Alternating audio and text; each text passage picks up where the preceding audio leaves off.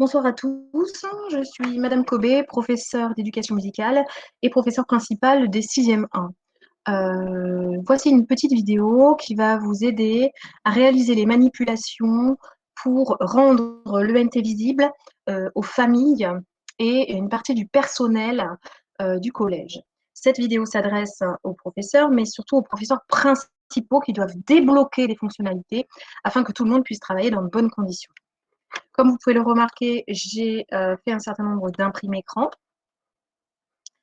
que je vais développer au fur et à mesure de cette vidéo. Je commencerai déjà par vous demander, s'il vous plaît, d'aller vous connecter à École Directe. Comme vous pouvez le remarquer, pour ceux qui n'avaient pas encore vu, nous avons les fonctionnalités classiques et puis d'autres fonctionnalités type Cloud, mon Cloud, la salle des profs et l'espace de travail. Donc, vous allez cliquer sur cet espace de travail et vous allez tomber sur espace de travail collaboratif, mes espaces de travail. Donc, en fait, moi, professeur d'éducation musicale, j'ai toutes les classes. Donc, toutes les classes vont s'afficher.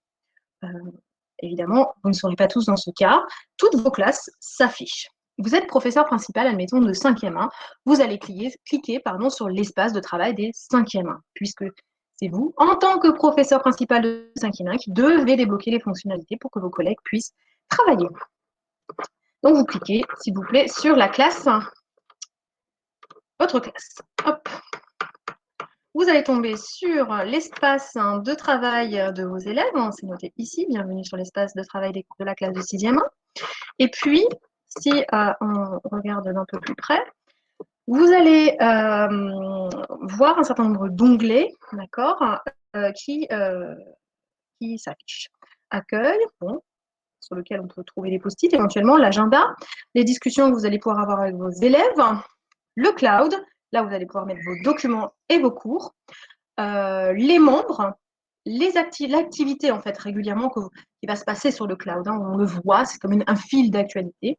Et puis, ce qui nous intéresse aujourd'hui, c'est l'administration.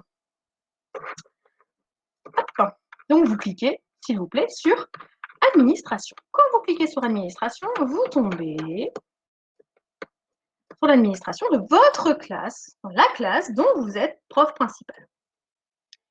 Par exemple, moi, je suis prof principal de 6e. D'accord ?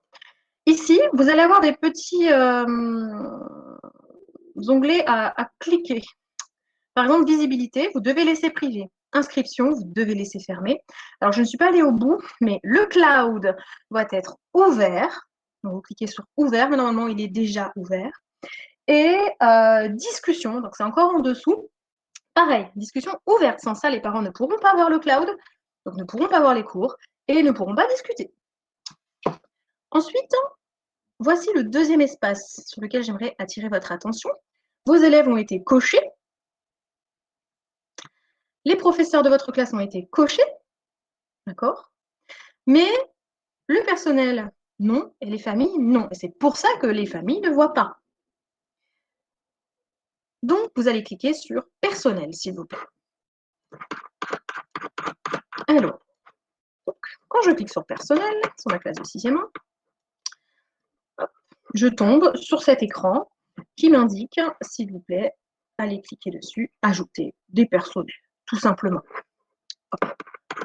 On ajoute des personnels. Attention, voici un tableau très important. Voici les personnels sur lesquels vous devez cocher, selon que vous soyez PP de 6e, 5e, 4e ou 3e. Donc, je vous laisse cocher tranquillement. Moi, personnellement, je suis professeure de 6e. Donc, je coche sur Monsieur Vido, Madame Bibard, Madame Calvi. Et mince, j'ai encore pris Agnès. Alors, je suis désolée, j'ai fait une erreur tout à l'heure. Autant pour moi, je clique, clique. Voilà, ça c'est à vouloir faire les choses dans la précipitation, on fait de grosses bêtises. Voilà, ça va aller beaucoup mieux. Brigitte. Voilà. Donc, je cliquerai sur Monsieur Vidéo, Madame Bibard, Madame Caldi et Brigitte, puisque c'est Brigitte, la personne qui s'occupe des 6e. C'est la référente 6e. C'est Aubin pour la 5e, Simon pour les 4e et Myriam pour les 3e. OK. Une fois que cela est fait, orange. Vous allez, s'il vous plaît, retomber sur le même écran, hein, et vous allez pouvoir aller cliquer sur famille, puisque c'est quand même ce qui nous intéresse. Les familles puissent voir le travail que l'on fournit. Ici, vous cliquez sur ajouter des familles, tout simplement. Je suis professeur principal de 6e, hein, donc je vais évidemment cliquer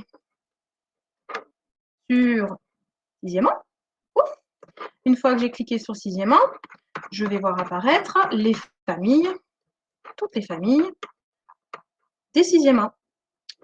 Et au lieu de cocher un par un, évidemment, les petites cases, je vais cocher ici. Changer de pointeur. Hop là. Voilà, je vais cocher ici et ça va tout cocher. Vous pouvez vérifier. Mais no stress, hein, tout sera coché. Voilà, donc ça veut dire que ça a sélectionné les familles. Évidemment, on n'oublie pas d'aller ajouter les membres sélectionnés. Hein, juste en bas. Hein. Vous cliquez bien dessus, sinon il faudra tout recommencer. Voilà. Une fois que vous avez cliqué là-dessus, vous allez revenir sur l'écran. Et comme vous pouvez remarquer, hop, tic, ça a changé. Il y a du nouveau. Les élèves étaient cochés, les professeurs ici, le personnel aussi, et les familles.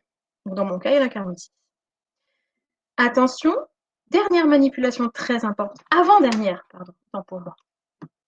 Vous allez aller cliquer sur ce stylo, s'il vous plaît. Ce stylo va permettre aux familles de vos élèves de voir et d'écrire.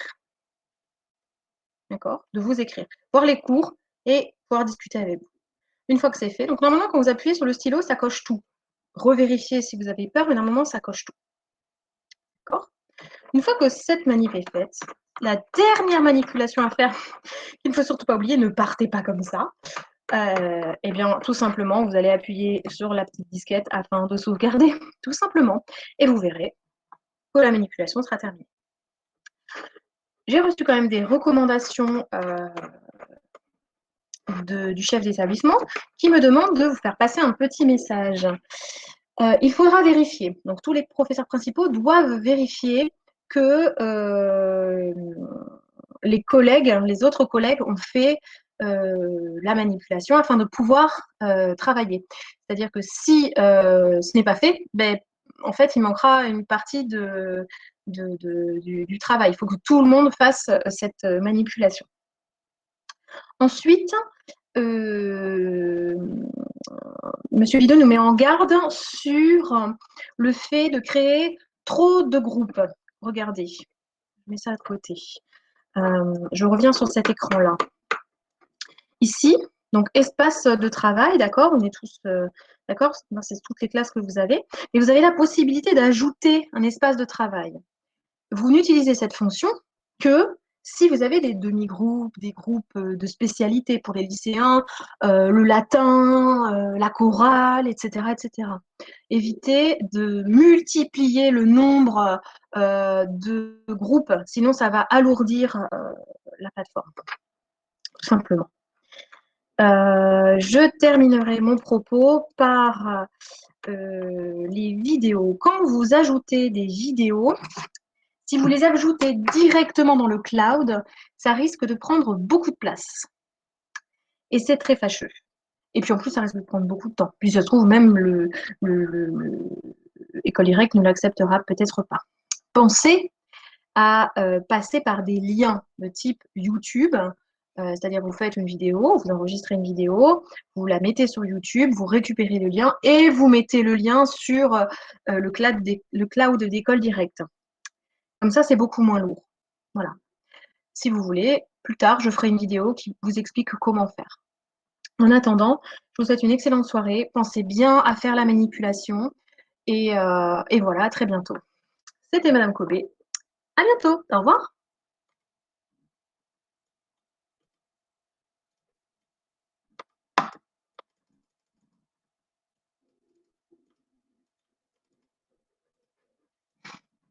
Ça veut pas.